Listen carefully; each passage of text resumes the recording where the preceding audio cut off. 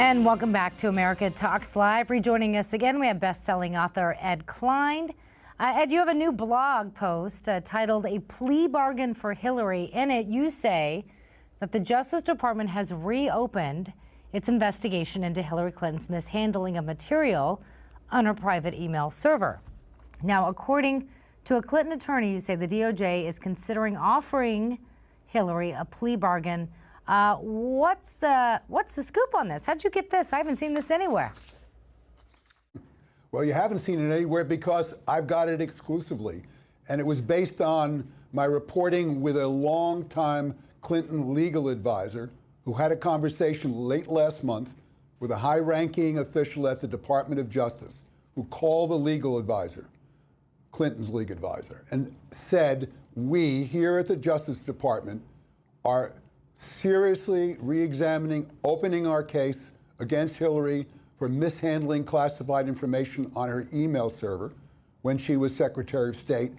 And would she be amenable to considering taking a plea bargain under which she would sign an agreement admitting that she did wrongdoing, and in return, we would not prosecute her?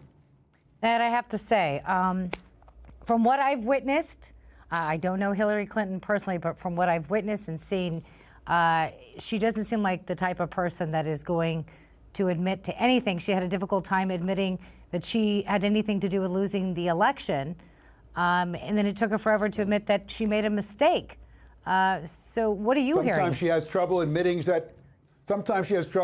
that she's Hillary Clinton. You're absolutely right. This is a woman who never, ever admits that she did anything wrong. We all seen how she has blamed everybody but herself for her loss in 2016 at the presidential election. So you're right. I totally agree with you that the chances of her accepting such an offer are practically zero. Nonetheless, what's important here is that despite the fact that over a year ago, in July 2016, FBI Director James Comey said no prosecutor would take this case against Hillary. This is not the current thinking in the Jeff Sessions Justice Department. They are seriously thinking of reopening this investigation.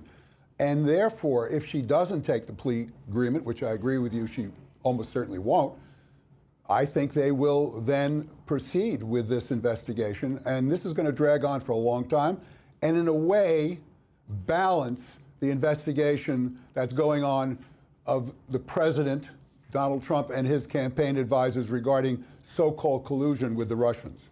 I have to ask you, because you brought up the president's AG, Jeff Sessions. Does this in any way have to do with the president's recent tweets criticizing him and saying, what about Hillary's emails? That's a very good question.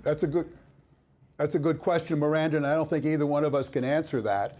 Obviously, the president was way down on Jeff Sessions and was raking him over the coals in his tweets.